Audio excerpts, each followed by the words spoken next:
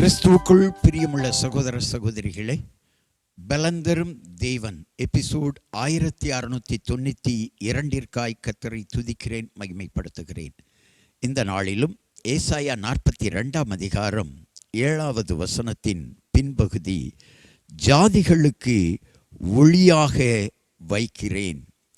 இயேசு கிறிஸ்து மலைப்பிரசங்கத்தில் ஜனங்களை பார்த்து சொன்னார், நீங்கள் உலகத்திற்கு ஒளியாய் இருக்கிறீர்கள் என்று சொல்லி.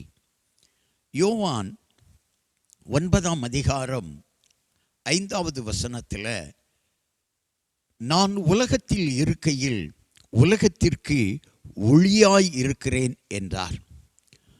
உலகத்திற்கு ஒளியாய் இருக்கிறவரால் தான் மற்றவர்களை வெளிச்சத்திற்குள்ளே நடத்த முடியும். இருளில் இருக்கிற ஜனங்களை வெளிச்சத்தை காணும்படி ஆண்டவர் கொண்டு வந்தார். ஆனால் வெளிச்சத்தை கண்ட ஜனங்கள் பழையபடி இருளுக்குள்ளே போய்விட்டார்கள். எனக்கு தெரிந்து இந்த தமிழ்நாட்டில், என் உலக அளவில் எத்தனையோ ஊழியர்கள் பிரகாசமாய் தேவனுடைய மகிமையை வெளிப்படுத்தி ஊழியம் செய்தார்கள். ஆனால் பண ஆசை அல்லது உலக பெருமை அவர்களுக்குள்ளே வந்த பின்னாடி அந்த ஊழியமும் விழுந்து போனது. அந்த ஊழியம் இல்லாமல் கூட போய்விட்டது. அதை நான் பார்த்திருக்கிறேன்.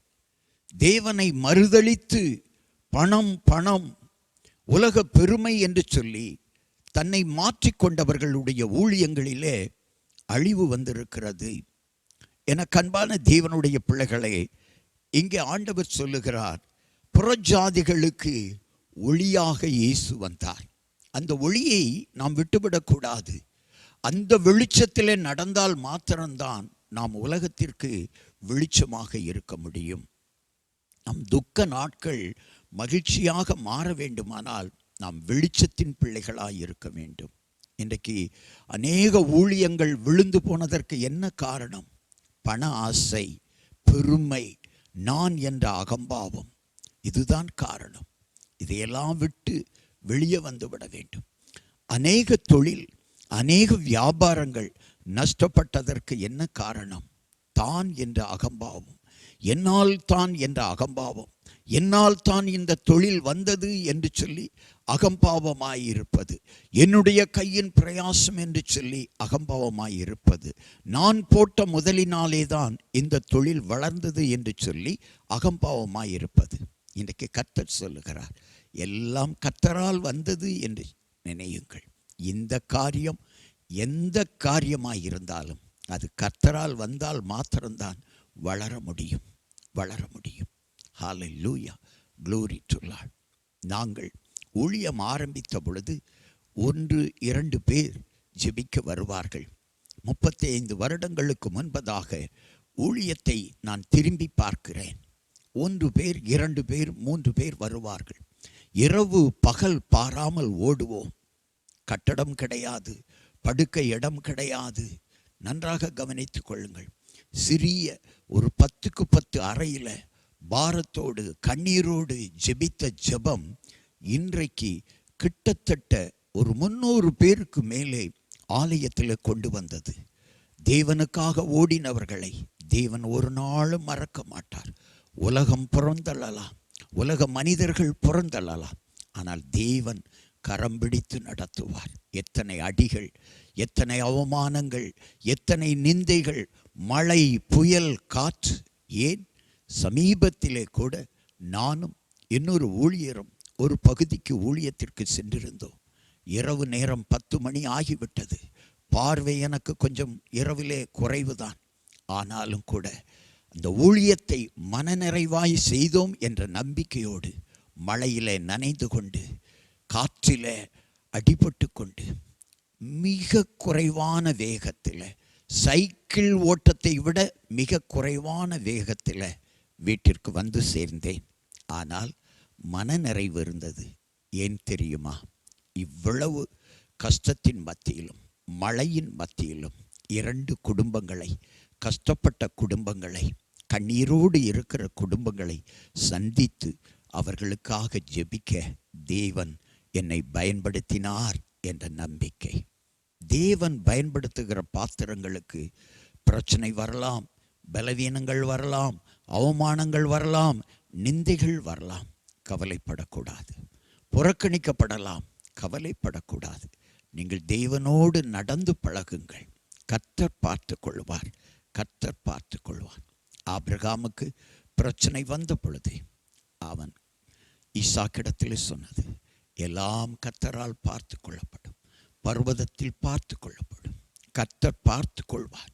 உங்கள் பிரச்சனைகளை கர்த்தரிடத்தில் கொண்டு போய் விடுங்கள், அவர் பார்த்து கொள்வார். கண்களை மூடி ஜெபிக்கலாம்.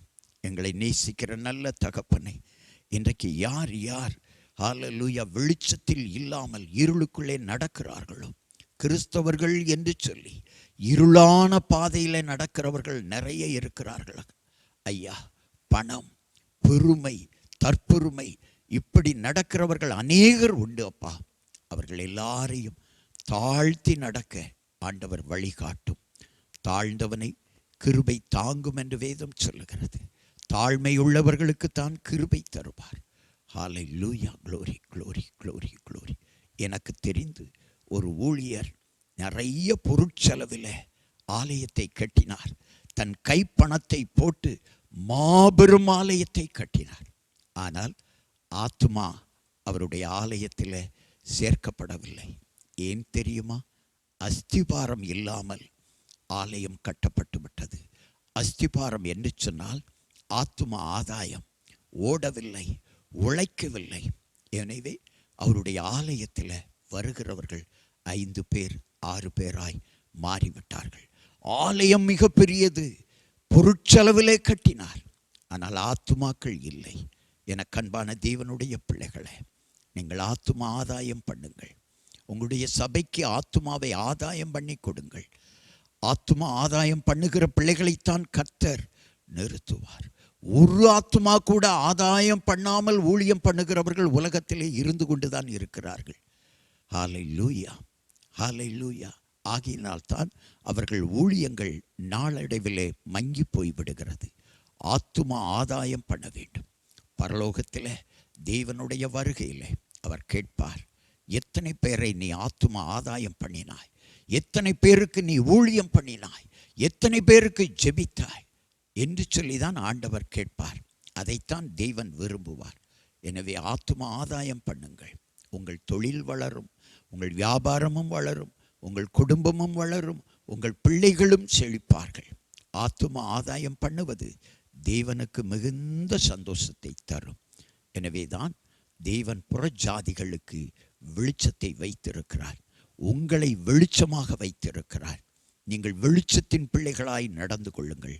இருளின் பிள்ளைகளாய் அல்ல, வெளிச்சத்தின் பிள்ளைகளாய் நடப்பீர்களானால் இயேசு உங்கள் தொழிலை, உங்கள் குடும்பத்தை, உங்கள் பிள்ளைகளை உயர்த்துவார்.